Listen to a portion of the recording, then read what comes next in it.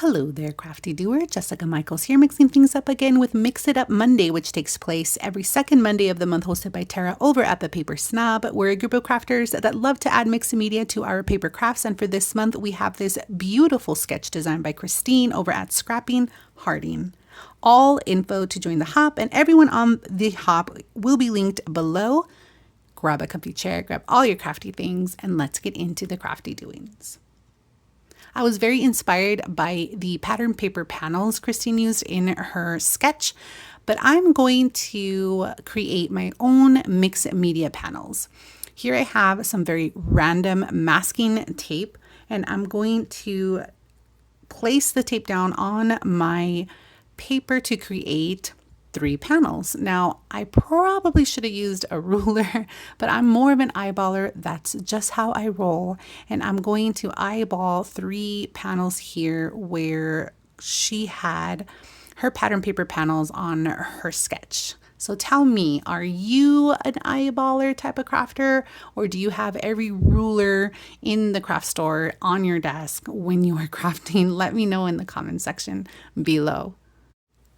So I'm very excited because I got my hands on these gorgeous acrylic pieces by Color Cast Design, and I was very inspired by the color of this piece. It's like an off red, orange type color. I can't quite describe it, and unfortunately the camera isn't picking up the gorgeous shade of it, but I was very inspired by it, and so I'm going to use Distress Oxide in Crackling Campfire and Candied Apple. I am first going to do some stenciling on the background of my panels with this really pretty daisy, I believe it's called, by Catherine Pooler. And I really love this stencil. I think it's pretty versatile. You can either use it as is, or I like to kind of offset it, which I'm going to show you here later. And then it gives you kind of like a shadow design to it. But in order to begin that, because I am a very visual type person, I need to grab my photos and place them and kind of visualize where they're going to be. And so I'm going to begin pretty harshly at first with the Crackling Campfire, and then I'm going to grab the Candied Apple, or vice versa, and then kind of do it sporadically until I cover the entire page.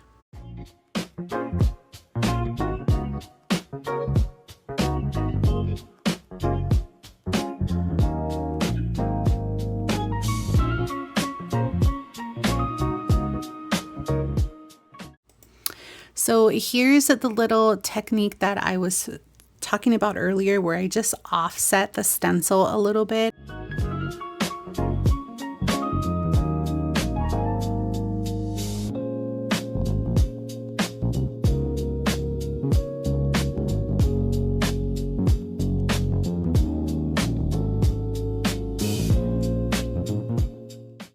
I'm going to work with some stencil butter. This is from the Crafters Workshop, and unfortunately I didn't have a color that fit this beautiful red on the acrylic piece, which I knew ahead of time, but I got the idea to mix this barn door red with the champagne gold, and the color is absolutely gorgeous. And I do my best to color match the acrylic piece, and I think it very much complements it.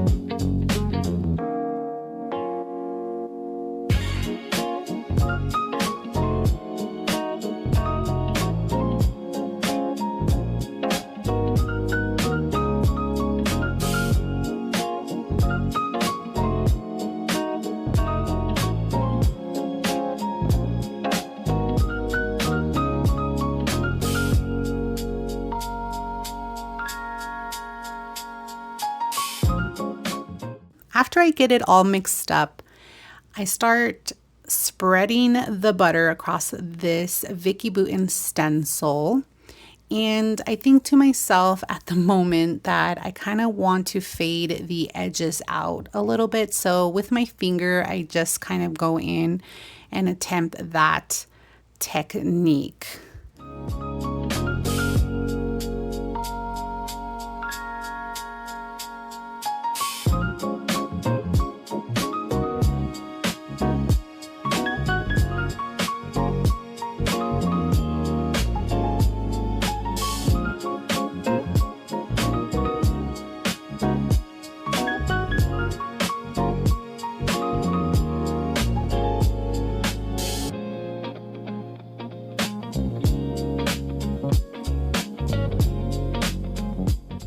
When my stenciling is done and I love the color, I definitely have tons of product left over, and I am not one to be wasteful, so I have my handy dandy basket full of just jelly prints or background rejects or a lot of fingerprinting from my littles. And I like to keep them. They're very inspirational, but I also like to keep them because I can easily grab the stencil or leftover product on my glass working surface and just add it right on top. And they use it sometimes for their cards and such, or I dive into it plenty for my art journals or cards. It's a very cool and easy way to use up all your product and scraps.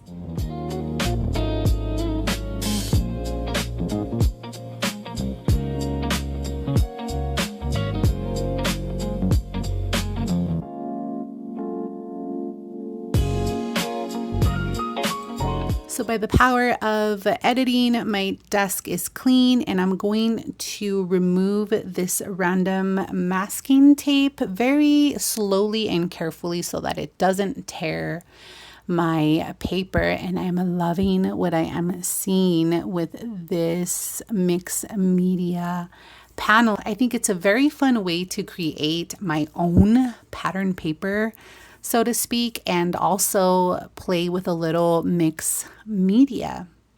Next, I'm going to go through the ephemera.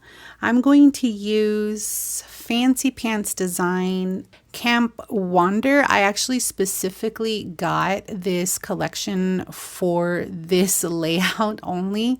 So I'm going to go ahead and sort through the ephemera and see what I like and kind of categorize it a little bit to visualize what I want to use on my layout. I'm not wanting to hide these beautiful mixed media panels that I created, so I'm thinking I'm going to use some solid cardstock just so that your eye really draws into the mixed media. And I found these really gorgeous papers. I want this dark green that really matches the collection. But I also feel like this collection has like this mod feel or like retro mod feel. And this lime green is just gonna do it for me. So I'm gonna go ahead and start putting my layout together.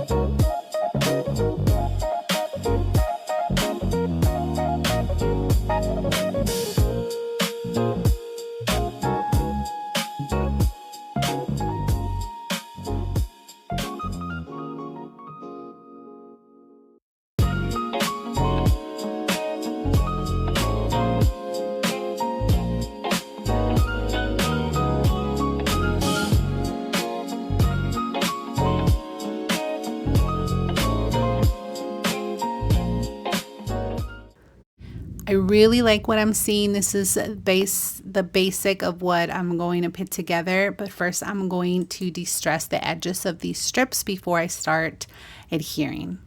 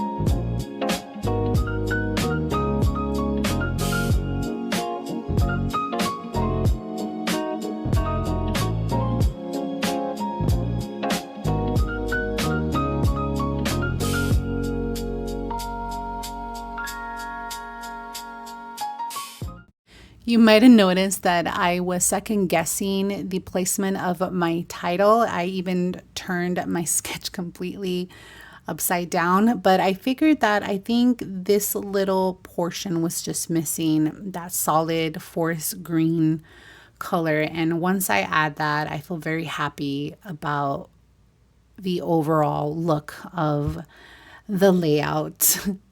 I doubt myself so much when I scrapbook, and what helps me is just step away, sometimes even just sleep on it and come back with a fresh new set of eyes. So that's what ended up happening here.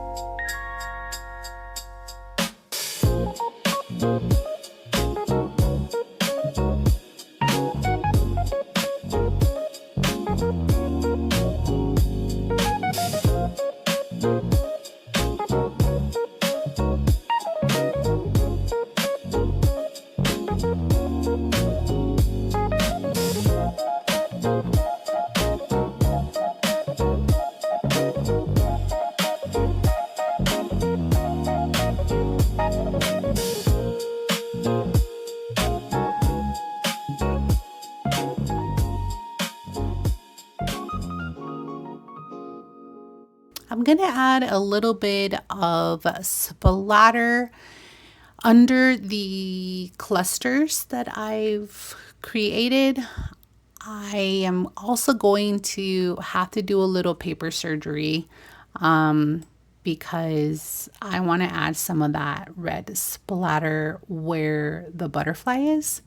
So it's a very simple. I just have to make sure that I'm gentle and that I don't, once I feel tearing from the paper, I gotta go through the other side and start paper surgery up there.